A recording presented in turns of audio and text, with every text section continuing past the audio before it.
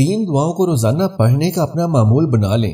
ہر غم، ہر پریشانی خوشی میں بدل جائے گی، ہر بیماری تندرستی میں تبدیل ہو جائے گی اور ہر تنگی، ہر تنگ دستی خوشحالی میں بدل جائے گی۔ نبی کریم صلی اللہ علیہ وآلہ وسلم کی عطا کی ہوئی 3 مختصر دعائیں ہر روز پڑھا کریں۔ وہ 3 دعائیں یہ ہیں۔ ذکر اور وظیفہ وہی کرنا چاہیے جو شریعت سے ثابت ہو۔ جب اللہ کا ذکر سوچ سمجھ کر پورے شعور کے ساتھ کیا جائے تو اس کے کئی فائدے ہیں۔ پہلا فائدہ یہ ہے کہ مومن ذکر کی لذت اور حلاوت محسوس کرتا ہے۔ دوسرا یہ کہ ذکر کرنے سے اداسی، مایوسی اور ہر طرح کی بدسکونی ختم ہو جاتی ہے۔ تیسرا فائدہ، ذکر کرنے سے انسان بہت سی اخلاقی بیماریوں سے نجات پا لیتا ہے۔ چوتھا، ذکر کی برکت سے زبان کی بے راہ روی اور نگاہ کی آوارگی ختم ہو جاتی ہے۔ اور پانچواں، ذکر کرنے والا ایک تربیت یافتہ، با اخلاق صالح مسلمان بن جاتا ہے۔ ناظرین محترم، اس ویڈیو میں 3 کلمات یعنی 3 دعائیں بتائی جا رہی ہیں جو قرآن و حدیث سے ثابت شدہ ہیں۔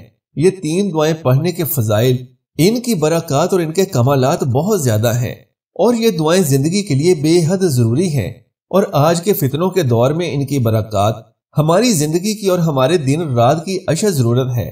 حدیث شریف میں آتا ہے کہ نبی کریم صلی اللہ علیہ وآلہ وسلم نے فرمایا، جو شخص نماز فجر کے بعد صرف 3 مرتبہ سبحان اللہ العظیم و بحمدہ پڑھے گا، وہ 3 بیماریوں سے محفوظ رہے گا۔ پہلی، اندھا نہیں ہوگا، دوسری، کوڑھ اور کسی قسم کی جلدی امراض نہیں ہوں گی، اور تیسری، معذور نہیں ہوگا، فالج نہیں ہوگا۔ سبحان اللہ کتنی بابرکت دعا ہے۔ آئیے 3 بار میرے ساتھ مل کر پڑھیں۔ سبحان اللہ العظیم و بحمدہ، سبحان اللہ العظیم و بحمدہ، سبحان اللہ العظیم و بحمدہ۔ ناظرین محترم، ہم، آپ اور ہر انسان اللہ رب العزت سے اپنی زندگی میں ایک دعا ضرور کرتا ہے کہ اے اللہ، بستر اور چارپائی کا محتاج نہ کرنا اور کسی بندے کا محتاج نہ کرنا، یعنی منجے اور بندے کسی کا محتاج نہ کرنا۔ اور یاد رکھیں کہ تسبیح خانوں میں اس تسبیح کے پڑھنے کا اہتمام اس لیے کروایا جاتا ہے کہ یہ تسبیح ہمارے ذہنوں میں محفوظ ہو جائے اور ہماری طبیعتوں، مزاجوں، ہمارے بولوں اور ہمارے جذبوں میں آ جائے، اور ہم اس کو روزانہ پڑھنے والے بن جائیں، اور اس کو روزانہ پڑھنے کا اپنا معمول بنا لیں۔ اور یاد رکھیں کہ وہ تسبیح یہ ہے، سبحان اللہ العظیم و بحمدہ۔ ناظرین محترم، ایک اور حدیث مبارکہ میں ہے کہ 2 کلمے ایسے ہیں جو اللہ کو بہت محبوب ہیں، زبان پر ہلکے ہیں لیکن اعمال میں بہت وزنی ہیں۔ یعنی کل بروز قیامت جب انسانوں کے اعمال تولے جائیں گے تو ان 2 کلموں کا وزن ترازو میں بہت زیادہ ہوگا، اور وہ 2 کلمے یہی ہیں، یعنی سبحان اللہ العظیم و بحمدہ۔ اور نبی کریم صلی اللہ علیہ وآلہ وسلم کا فرمان ہے کہ جس نے کہا سبحان اللہ العظیم و بحمدہ تو اس کے لیے جنت میں کھجور کا ایک درخت لگ جاتا ہے، اور جس کے لیے وہ درخت لگا ہو تو انشاءاللہ وہ ضرور وہاں جائے گا اور کھائے گا۔ اور یہ نہیں ہو سکتا کہ درخت لگا تو میرے لیے لیکن کھائے کوئی اور۔ تو ذرا سوچیں اور غور کریں کہ جس کے لیے جنت میں کھجور کا درخت لگا ہے تو اللہ رب العالمین اپنی رحمت کاملہ سے اور اپنی قدرت سے اس کو بھیجے گا، اور وہ انشاءاللہ کھجور ضرور کھائے گا۔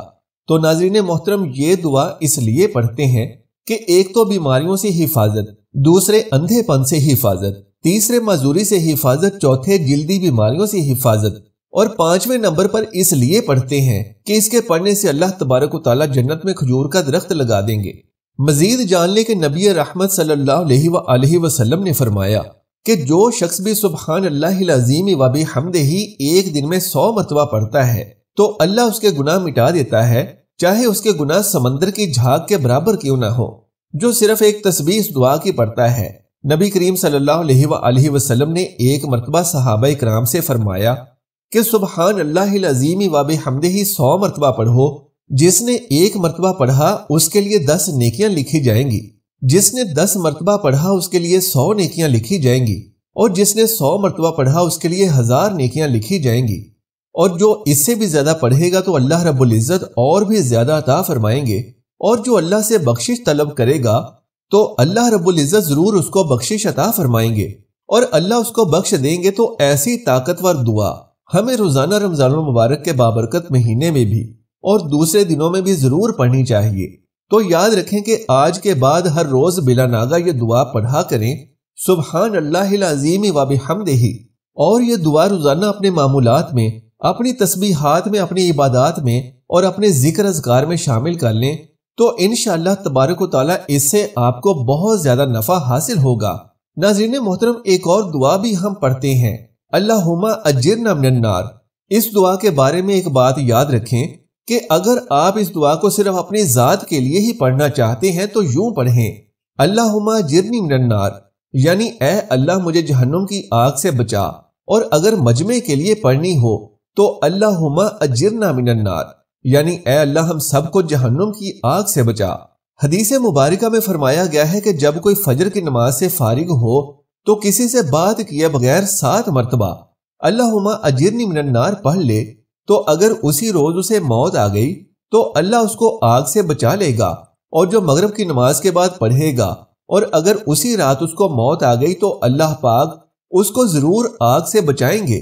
اور حدیث میں آتا ہے کہ جب تم فجر کی نماز پڑھ لو اور فارغ ہو جاؤ تو یہ دعا 7 مرتبہ ضرور پڑھو۔ دعا یہ ہے، اللہم اجرنی من النار، اللہم اجرنی من النار، اللہم اجرنی من النار۔ ناظرین محترم، اب یہ بھی جان لیجئے کہ یہ دعا بخار کا بہت زبردست علاج ہے۔ جس کو بخار نہ چھوڑتا ہو، اور یہ دعا ہائی بلڈ پریشر کے لیے بھی بہت مؤثر ہے۔ یہ دعا غصے کا علاج بھی ہے۔ اگر کسی شخص کے دل میں بہت زیادہ وسوسے آتے ہوں، منفی خیالات بہت زیادہ آتے ہوں کہ جو اسے نیکی سے ہٹاتے ہوں، تو یہ دعا اس کا بھی علاج ہے، اللہم اجرنی من النار۔ اور یہ بہت طاقتور علاج ہے۔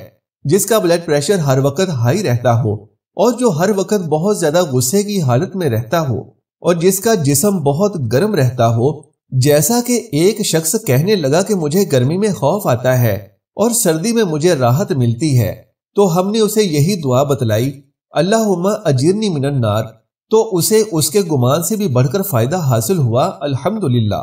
تیسری دعا جو بتانے والے ہیں اسے بھی اپنی زندگی کا معمول بنا لیں تو اس ایک دعا کی برکت سے دنیا و آخرت کے 7 فائدے حاصل ہوتے ہیں۔ انسان ہونے کے ناطے ہر شخص کے پاس بے شمار نعمتیں ہیں، مگر جو نعمتیں مسلمان کو نصیب ہوتی ہیں غیر مسلم ان کا تصور تک نہیں کر سکتا۔ صحابہ کرام کی زبان پر یہ مبارک کلمات تب ہی جاری ہوئے جب وہ اللہ رب العزت کو رب مان کر، محمد صلی اللہ علیہ وآلہ وسلم کو رسول مان کر اور اسلام کو دین مان کر راضی اور خوش ہوئے۔ ہم بھی ان نعمتوں کو پا کر خوش ہو جائیں اور انہی کے ہو کر رہ جائیں، کیونکہ نبی کریم صلی اللہ علیہ وآلہ وسلم نے ایسے شخص کی بہت زیادہ عظمت بیان فرمائی ہے۔ ہم بھی صحابہ کرام کے نقش قدم پر چلتے ہوئے پہلے ان تینوں باتوں پر راضی اور خوش ہو جائیں، اور پھر ان مبارک کلمات کو اپنے روزمرہ معمولات میں شامل کرتے ہوئے اس اہم وظیفہ اور افضل ذکر رضیت باللہ ربا وبالاسلام دینا وبمحمد نبیا کو اپنا معمول بنائیں تو سب سے پہلا فائدہ تو یہ حاصل ہوگا کہ جنت واجب ہو جائے گی۔ سیدنا ابو سعید خدری سے روایت ہے کہ نبی صلی اللہ علیہ وآلہ وسلم نے فرمایا، من قالا رضیت باللہ ربا وبالاسلام دینا وبمحمد نبیا واجبت للجنہ، یعنی جس شخص نے کہا میں اللہ کو رب مان کر اور اسلام کو دین مان کر اور محمد صلی اللہ علیہ وآلہ وسلم کو رسول مان کر راضی اور خوش ہوں، تو اس شخص کے لیے جنت واجب ہو گئی۔ دوسرا فائدہ کہ ایمان کا ذائقہ نصیب ہوگا۔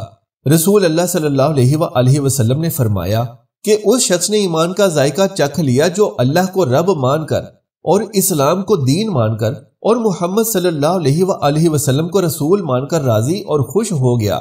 تیسرا فائدہ گناہوں سے پاک کر دیا جائے گا۔ رسول اللہ صلی اللہ علیہ وآلہ وسلم نے فرمایا کہ اذان کے وقت یہ کلمہ پڑھنے والے کو گناہوں سے پاک کر دیا جاتا ہے۔ چوتھا فائدہ قبر میں کامیابی۔ متواتر احادیث صحیحہ کے مطابق قبر آخرت کے منازل میں سے سب سے پہلی منزل ہے۔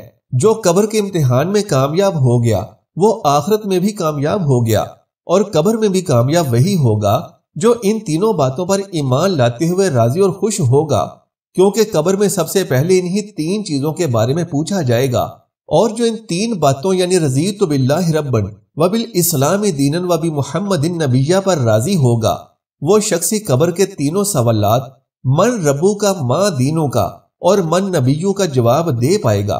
پانچواں فائدہ نبی کریم صلی اللہ علیہ وآلہ وسلم کی خوشی ہے۔ سیدنا انس رضی اللہ تعالیٰ عنہ بیان کرتے ہیں کہ ایک دن رسول اللہ صلی اللہ علیہ وآلہ وسلم نے ظہر کی نماز پڑھائی اور اپنے ممبر پر جلوہ افروز ہوئے۔ آپ صلی اللہ علیہ وآلہ وسلم نے قیامت کا ذکر شروع کیا اور روز قیامت رونما ہونے والے بڑے بڑے حادثات کو بیان فرمایا۔ انداز بیان اور نبی کریم صلی اللہ علیہ وآلہ وسلم کی زبان مبارک سے عظیم الفاظ کا اثر ایسا تھا کہ صحابہ کرام کی داڑیاں آنسوؤں سے تر ہو گئیں۔ آپ صلی اللہ علیہ وآلہ وسلم نے صحابہ سے فرمایا، مجھ سے جو پوچھنا چاہتے ہو پوچھ لو۔